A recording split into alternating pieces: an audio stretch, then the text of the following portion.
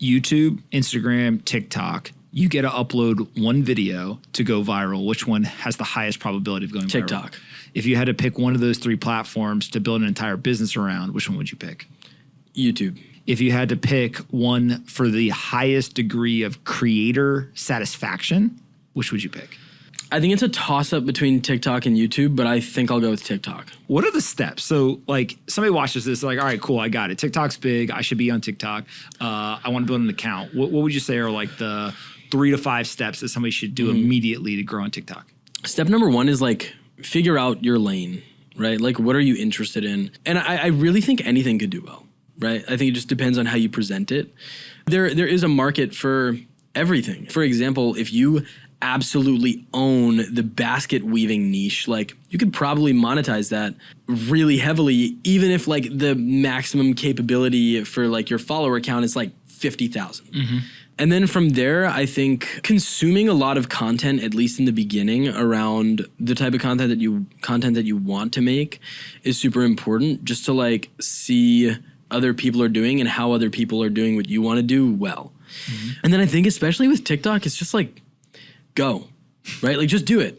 It's almost like the more planning you do, like the more like theories you come up with, like maybe this will do better.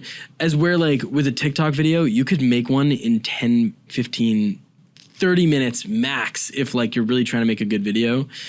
So it's like, how about you just test it, you know? And so I think that's kind of what I did, was like exactly those steps, and like just kind of tested things until they worked. And then at some point, like obviously when you get to a certain amount of followers, brands start to reach out, or you can like reach out to brands and like they'll be interested in working with you. And then from there, I think it's important to just like continue running it as a business.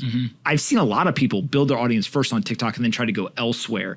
Should we read into that as to like, this is a good place to build an initial audience, but like there's not a lot of money to be made? Or like, why are people maybe building the audiences initially there and then trying to get on these other platforms? I'd always had friends who were, you know, making money on YouTube, and TikTok came around and it just seemed like a really easy thing to get into.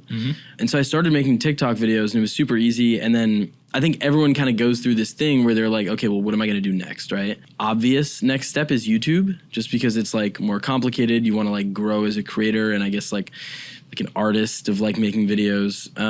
Still video content, still similar in terms of the types of content you could create with shorts versus TikTok or whatever. The problem is that I've seen it translate well very rarely. Interesting. Yeah. Why is that?